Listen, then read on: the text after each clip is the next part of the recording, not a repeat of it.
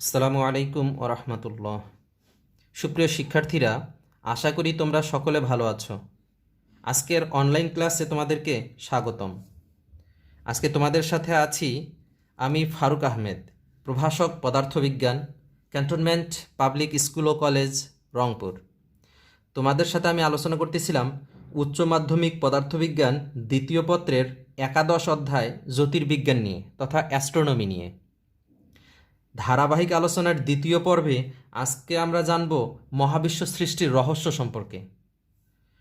অবশ্য এই মহাবিশ্ব সৃষ্টি একটা বিশদ আলোচনা সাপেক্ষ বিষয়, তবে এর মধ্যে আমরা আজকে জানব মহাবিশ্বের সম্প্রসারণশীলতা সম্পর্কে, যেখানে থাকবে আরও কিছু টপিকস। ডপলার ইফেক্ট থাকবে, এখানে রেড শিফট বা ব্লু শিফটের মতো টপিকস, অর্থাৎ লোহিত সরণ বা নীল সরণ থাকবে এখানে, ফ্রনহফার লাইন। তো এই টপিকসগুলো নিয়ে আমরা কথা বলবো। তো আসো প্রথমে আমরা মহাবিশ্ব সৃষ্টির প্রাথমিক কিছু ধারণা নিয়ে নিই। মহাবিশ্ব সৃষ্টি সম্পর্কে প্রকৃত বৈজ্ঞানিক তত্ত্ব নির্মিত হতে কিন্তু বহুকাল পর্যন্ত মানুষকে অপেক্ষা করতে হয়েছে। মূলত প্রাকৃতিক নিয়মসমূহ উদ্ঘাটন, বিশেষ করে পদার্থবিজ্ঞানের একটা বিশেষ পর্যায় উত্তরণ পর্যন্ত দিনে দিনে একটার পর একটা প্রাকৃতিক নিয়ম মানুষ কিন্তু উদ্ঘাটন করেছে। প্রথমে পৃথিবী, তারপরে সৌরজগৎ, তারপরে মহাবিশ্ব সম্পর্কে। এই ধারাবাহিকতায় আমাদের অর্জিত জ্ঞান প্রয়োগ করে আজ কিন্তু আমরা বলতে পারি যে মহাবিশ্ব সৃষ্টি হয়েছে পদার্থের নিয়মরীতি অনুসারেই। আসলে মহাবিশ্বের সৃষ্টি, যেটা আগে বলতেছিলাম যে এই মহাবিশ্বের সৃষ্টি একটা বিশদ আলোচনা সাপেক্ষ বিষয়। ধরো তোমার থেকে কেউ একজন দূরে সরে যাচ্ছে, তার মানে উল্টো করে ভাবলে কি হবে, নিশ্চয়ই আগে তোমার কাছাকাছি ছিল।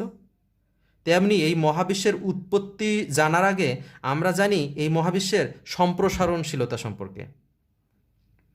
মহাবিশ্বের সূচনা সম্পর্কিত প্রকৃত বৈজ্ঞানিক প্রমাণের দেখা মেলে 1920 সালের দিকে। ক্যালিফোর্নিয়ার প্যাসাডিনার মাউন্ট উইলসন পর্বতের উপর থেকে এই এডউইন হাবল তার 100 ইঞ্চি দূরবীন দিয়ে মহাকাশে যে পর্যবেক্ষণগুলো করেছিলেন সেগুলোর উপর ভিত্তি করেই কিন্তু এই প্রমাণের দেখা মেলে। গ্যালাক্সিগুলো তথা নক্ষত্রগুলো থেকে যে নির্গত আলোকরশ্মি, সেই আলোকরশ্মির বর্ণালী বিশ্লেষণ করে হাবল কিন্তু বিস্মিত হয়ে গেছিলেন। তিনি বিস্মিত হয়ে লক্ষ্য করলেন যে প্রায় সব গ্যালাক্সিরই এই লোহিত সরণ ঘটছে, অর্থাৎ রেড শিফট ঘটছে, এবং যে গ্যালাক্সি যত দূরে তার লোহিত সরণও তত বেশি। এই লোহিত সরণ সম্পর্কে আমরা একটু পরেই জানব। শুধু এতটুকু জেনে রাখি যে লোহিত সরণ তাদের ঘটে যারা আমাদের থেকে দূরে সরে যাচ্ছে তথা পৃথিবী থেকে দূরে সরে যাচ্ছে, আর এটাই কিন্তু মহাবিশ্বের সম্প্রসারণশীলতা নির্দেশ করে। তো এবার আসো এই মহাবিশ্বের সম্প্রসারণশীলতা নিয়ে কথা বলি, যেখানে আমরা এই লোহিত সরণ অথবা নীল সরণ তথা রেড শিফট বা ব্লু শিফট নিয়ে আলোচনা করব। তো মহাবিশ্বের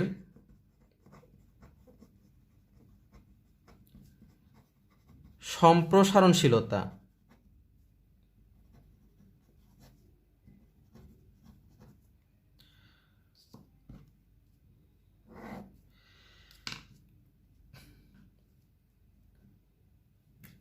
এই মহাবিশ্ব প্রতি মুহূর্তে কিন্তু প্রসারিত হচ্ছে। আর এই ব্যাপারটা বোঝার জন্য আমরা আগে একটা ইফেক্ট সম্পর্কে জানব, যার নাম হচ্ছে ডপলার ইফেক্ট বা ডপলার ক্রিয়া।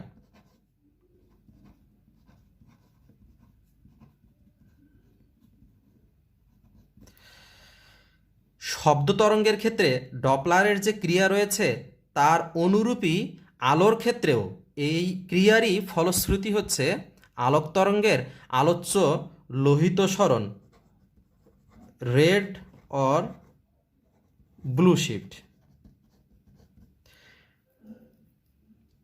1842 সালে অস্ট্রিয়ার পদার্থবিদ জোহান ডপলার কর্তৃক প্রদত্ত যে ডপলার ক্রিয়াটা ছিল, সেই ডপলার ক্রিয়ার মূল বক্তব্য ছিল কোনো শব্দ তরঙ্গের উৎস যদি একটি নির্দিষ্ট কম্পাঙ্কের বা তরঙ্গ দৈর্ঘ্যের তরঙ্গ নিঃসরণ করতে করতে কোনো শ্রোতা বা কোনো দর্শকের দিকে দ্রুত বেগে এগিয়ে আসে, তাহলে শ্রোতা কর্তৃক শ্রুত শব্দের কম্পাঙ্ক উৎসের প্রকৃত কম্পাঙ্ক অপেক্ষা বেশি হবে। আর কম্পাঙ্ক বেশি হওয়া, এফ বেশি হওয়া মানে ল্যামডা কিন্তু কমে যাওয়া, কারণ আমরা জানি মানে তরঙ্গ দৈর্ঘ্য কমে যাওয়া, আমরা জানি V equal to F lambda. কোনো মাধ্যমে বেগকে যদি ধ্রুব থাকতে হয় তাহলে এদের দুজনের মধ্যে সম্পর্ক হচ্ছে এফ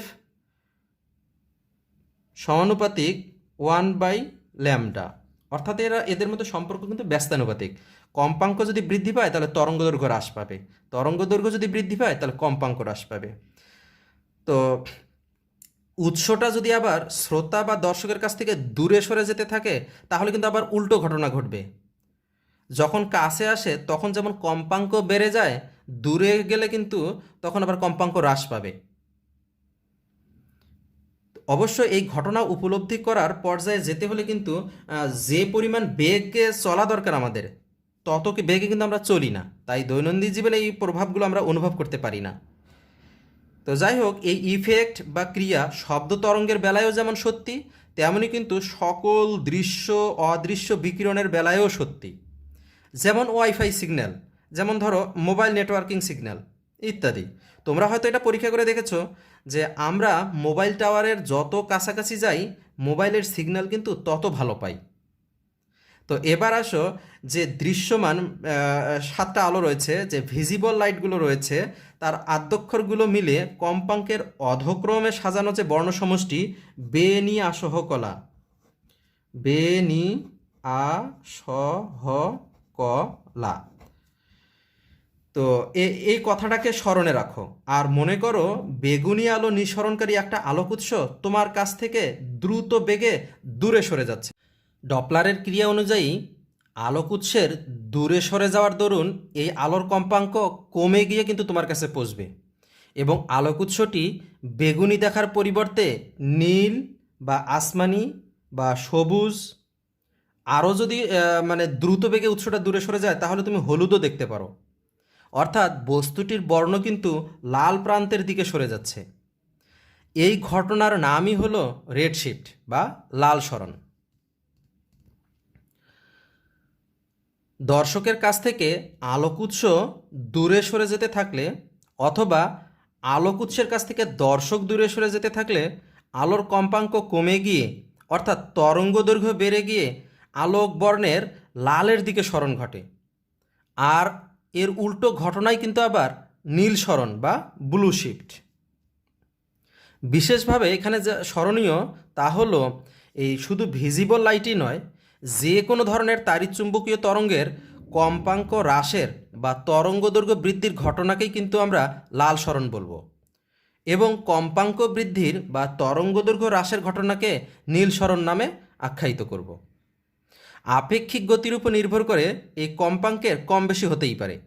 আমরা যদি বলি যে একটা জায়গা থেকে লাল আলো বেশি আসছে কিংবা নীল আলো বেশি আসছে, এর তরঙ্গ দৈর্ঘ্য মেজারমেন্ট করে কিন্তু আমরা বলতে পারি যে জিনিসটা আসলে আমাদের থেকে দূরে সরে যাচ্ছে নাকি কাছে চলে আসছে। তাই আলোর ক্ষেত্রে ডপলার ইফেক্টের ঘটনা মহাবিশ্বের সম্প্রসারণশীলতার সাথে কিন্তু অনেকাংশে সম্পর্কিত। এবার আরও একটা বিষয় নিয়ে একটু কথা বলি, তাহলে হয়তো এই যে বিষয়টা মানে রেড শিফট তারপরে ব্লু শিফট, এই বিষয়টা হয়তো আরও ক্লিয়ার হবে। সেটা হলো ফ্রনহফার লাইন।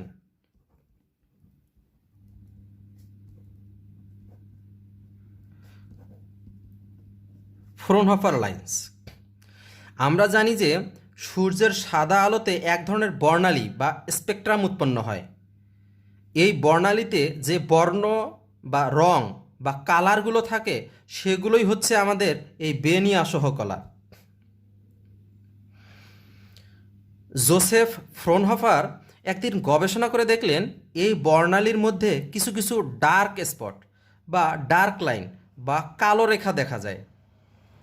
বর্ণালীটা তো আমরা জানি যে এরকম, যে এখান থেকে যদি তোমার বে নি আ স হ ক লা, মানে বেগুনি থেকে নীল আসমানি এরকম হতে হতে একেবারে লালের দিকে গেছে, এরকম একটা আমরা বর্ণালী পাই। তো উনি দেখলেন যে এই বর্ণালীগুলোর মধ্যে কতকগুলো কালো কালো স্পট দেখা যায়।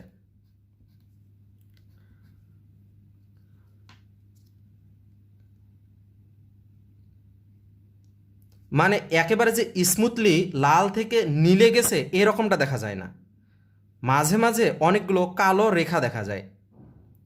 মোটামুটি তিনি 574টার মতো এরকম কালো রেখা শনাক্ত করতে পেরেছেন। এগুলোকেই আসলে ফ্রনহফার লাইন্স বা ফ্রনহফার লাইন বলা হয়। মানে আহ, এই যে আমরা বর্ণালীর মধ্যে সূর্যের আলো আসলো, তাকে আমরা তার যে বর্ণালীটা আছে সেটাকে আমরা বিশ্লেষণ করলাম। তো এই বিশ্লেষণ করার সময় জোসেফ ফ্রনহফার দেখলো সেখানে কিছু কালো কালো দেখা যায়, কালো কালো রেখা দেখা যায়। তো এই যে কালো কালো রেখা সেগুলোকেই কিন্তু আমরা এই ফ্রনহফার লাইন বলছি। প্রশ্নটা হচ্ছে, তো এই যে বর্ণালীর মধ্যে মানে স্মুথলি বেগুনি থেকে লালের দিকে যাওয়ার কথা, কিন্তু সেটা না হয়ে এর মাঝখানে এই কালো রেখাগুলো যে দেখা যাচ্ছে, এই কালো রেখাগুলো উৎপন্ন হওয়ার কারণ কি? একটা সময় পর্যন্ত কিন্তু মনে করা হতো যে মানুষের পক্ষে কখনো এটা নির্মাণ করা সম্ভব নয়, বা এটা নির্ণয় করাই সম্ভব নয়, বা এটা জানাই সম্ভব নয় যে সূর্য কী কী উপাদান দ্বারা গঠিত, অর্থাৎ সূর্যের মধ্যে কি কি মৌল রয়েছে, কি কি যৌগ রয়েছে, বা আসলে এটা গঠিত কি কি উপাদান দিয়ে, কিংবা অন্য নক্ষত্রগুলোই বা কি কি উপাদান দিয়ে গঠিত। ফ্রনহফার এসেই কিন্তু এই ব্যাপারটিকে উন্মুক্ত করে দিলেন সবার সামনে। তিনি বললেন এই কালো রেখাগুলো উৎপন্ন হয় আসলে কেমিক্যাল অ্যাবজর্পশনের কারণে। কেমিক্যাল অ্যাবজর্পশন, এই কেমিক্যাল অ্যাবজর্পশনের কারণে এই কালো রেখাগুলো দেখা যায়। তার মানে হচ্ছে সূর্যে যদি ধরো সোডিয়াম থাকে, তাহলে সোডিয়াম ওই বর্ণালীর একটা অংশ, যে কোথাও থেকে একটা অংশ কিন্তু কি করবে, শোষণ করে নেবে। ওই অংশে যে রঙটা আছে সেই রঙটাকে শোষণ করে নেবে এবং ওই বর্ণালীতে একটা কালো রেখা ফেলাবে। তার মানে ওই কালো রেখাটি কোন রঙের বা কোন কালারের, মানে ওই কালো রেখাটা আসলে কোন এখান থেকে কোন রং বা কোন কালার শোষণের কারণে সৃষ্টি হয়েছে সেটি দেখে আসলে বোঝা যাবে সেখানে কোন মৌল রয়েছে। কারণ বুনসেন বার্নারের কথা তোমরা জানো, এই বুনসেন বার্নারের শিখা পরীক্ষা থেকে কিন্তু আমরা জানি যে শিখা পরীক্ষায় এক এক মৌল এক এক কালার দেয়, আর ওই কালারগুলো যখন অ্যাবজর্ব হয় তখনই কিন্তু সেখানে কালো রেখার সৃষ্টি হয়।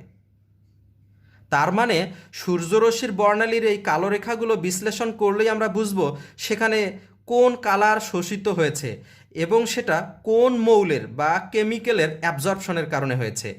আর সেখান থেকেই আমরা জানতে পারবো সূর্যে আসলে কি কি মৌল বা কি কি উপাদান রয়েছে। তো এভাবেই কিন্তু সূর্য বা অন্যান্য নক্ষত্রের মধ্যে কি কি উপাদান বা কেমিক্যাল বা মৌল রয়েছে সেই ব্যাপারগুলো আমরা ফ্রনহফার লাইন থেকে আবিষ্কার করতে পেরেছি, যা একসময় কিন্তু ভাবা হতো অসম্ভব। সূর্যের আলোর এই বর্ণালী বিশ্লেষণ করলে আমরা দেখতে পাই যে দৃশ্যমান আলোর তরঙ্গদৈর্ঘ্যের যে একটা রেঞ্জ রয়েছে নীল থেকে লাল আলোর দিকে, সেখানে আমরা দেখব যে লাল আলোর দৈর্ঘ্য একেবারে লাল, এখানে আমরা দেখব যে এর রেঞ্জটা প্রায় 700 ন্যানোমিটার এবং নীল আলোর তরঙ্গদৈর্ঘ্য প্রায় 400 ন্যানোমিটার, অর্থাৎ নীল আলোর চেয়ে লাল আলোর তরঙ্গদৈর্ঘ্যটা বেশি। তো এটা কি মিন করে, লাল আলোর তরঙ্গদৈর্ঘ্য যে বেশি এটা দ্বারা আমরা কি বুঝতে পারবো? জিনিসটা হচ্ছে, যদি আমরা দেখি কোনো একটা বস্তু থেকে লাল আলো বিকিরিত হচ্ছে, তার মানে আমরা বুঝবো সেই জিনিসটা আমাদের থেকে দূরে সরে যাচ্ছে অথবা সেটা দূরে অবস্থিত। ডপলার ইফেক্টের যে ইফেক্টটা রয়েছে সেটা কিন্তু আমরা এখান থেকেই বা এখানেই খুব স্পষ্ট দেখতে পাই। কারণ ডপলার ইফেক্টে বলা ছিল দূরত্ব বেড়ে গেলে কম্পাঙ্ক কমে বা তরঙ্গদৈর্ঘ্য বাড়ে। তার মানে আমরা কি দেখেছিলাম যে দূরে গেলে দূরে গেলে কম্পাঙ্ক কমে বা তরঙ্গদৈর্ঘ্য বাড়ে, ল্যামডা ল্যামডা কিন্তু বাড়ে। তাহলে দূরে গেলে ল্যামডা বাড়ে, আর তাহলে কাছে আসলে কি হবে, ল্যামডা কমে যাবে। তো এই দূরে যখন চলে যায়, অর্থাৎ নীল থেকে যতই লালের দিকে যাওয়া যায় ততই কিন্তু আমরা জানি যে ল্যামডা কিন্তু বাড়তে থাকে, তাই না? এখান থেকে দেখো যে নীল থেকে আমরা যতই লালের দিকে যাব ততই কিন্তু তরঙ্গদৈর্ঘ্য বাড়তে থাকবে। তার মানে যখন তোমার এই নক্ষত্রগুলো এই পৃথিবী থেকে বা আমাদের ইয়া থেকে দূরে সরে যাচ্ছে, তখন কিন্তু সেখান থেকে মানে যত দূরে সরে যাবে তত তরঙ্গদৈর্ঘ্য বাড়বে, মানে তত কি দেখো লালের দিকে যাবে, অর্থাৎ সেগুলো লাল আলো বিকিরণ করবে। আর যদি দেখি নীল আলো বিকিরিত হচ্ছে, তাহলে আমাদের বুঝতে হবে সেই জিনিসটা আমাদের কাছে চলে আসছে। অর্থাৎ বিকিরিত আলোর তরঙ্গ দৈর্ঘ্য দেখেই কিন্তু আমরা বুঝতে পারবো যে বস্তুটা আমাদের কাছে চলে আসছে নাকি দূরে সরে যাচ্ছে। মহাবিশ্বে যখন আমরা এই নক্ষত্র নিয়ে বিশ্লেষণ করি তখন দেখা যায় কিছু কিছু নক্ষত্র লাল আলো বিকৃত করছে, আর কিছু কিছু নক্ষত্র আবার নীল আলো বিকৃত করছে। যারা নীল আলো বিকৃত করছে তারা মহাবিশ্বের তথা পৃথিবীর কাছে চলে আসছে, আর যারা লাল আলো বিকৃত করছে তারা পৃথিবী থেকে দূরে সরে যাচ্ছে। এবং এই জিনিসটা প্রথম যে মানুষটা প্রমাণ করেন তিনি হচ্ছেন sir William Huggins. Sir William Huggins. লাল আলো যে বিকৃত হয় তার একটা নাম দেয়া হয়, সেটা হচ্ছে রেড শিফট। এই রেড শিফটটা কোথায় হয়? ওই যে ফ্রনহফার লাইনে হয়। দেখা যায় যে স্বভাবত নর্মাল একটা সূর্যের আলোর জন্য যেই ধরনের স্পেকট্রাম কিংবা ফ্রনহফার লাইন থাকে, সেই নক্ষত্রগুলো যারা হচ্ছে দূরে সরে যাচ্ছে বা লাল আলো বিকৃত করছে তাদের ক্ষেত্রে এই ফ্রনহফার লাইনগুলো একটু লালের দিকে শিফট করে। আর যেই নক্ষত্রগুলো পৃথিবীর দিকে সরে আসছে বা আমাদের কাছে চলে আসছে তাদের জন্য এই ফ্রনহফার লাইনগুলো কিছুটা নীলের দিকে শিফট করে। তো যেই জায়গায় ফ্রনহফার লাইনগুলো লাল আলোর দিকে শিফট করে সেই ঘটনাকে আমরা বলতেছি রেড শিফট। আর যেই জায়গায় নীল আলোর দিকে শিফট করে সেই ঘটনাকে কিন্তু আমরা বলতেছি ব্লু শিফট। তো যাই হোক, আজকে আমাদের আলোচ্য বিষয় ছিল মহাবিশ্বের সম্প্রসারণশীলতা। এই যে লাল আলো বিকৃত করা যে নক্ষত্রগুলো রয়েছে সেই নক্ষত্রগুলো কিন্তু আমাদের জানান দিচ্ছে যে তারা ক্রমশই আমাদের থেকে দূরে সরে যাচ্ছে। যেহেতু লাল আলো বিকৃত হচ্ছে তার মানে তরঙ্গ দৈর্ঘ্য বেড়ে যাচ্ছে, তার মানে তারা দূরে সরে যাচ্ছে। এবং মহাবিশ্ব কিন্তু এ কারণেই এক্সপ্যান্ড করতেছে। এ কারণেই কিন্তু আমরা বলি যে মহাবিশ্ব সম্প্রসারণশীল।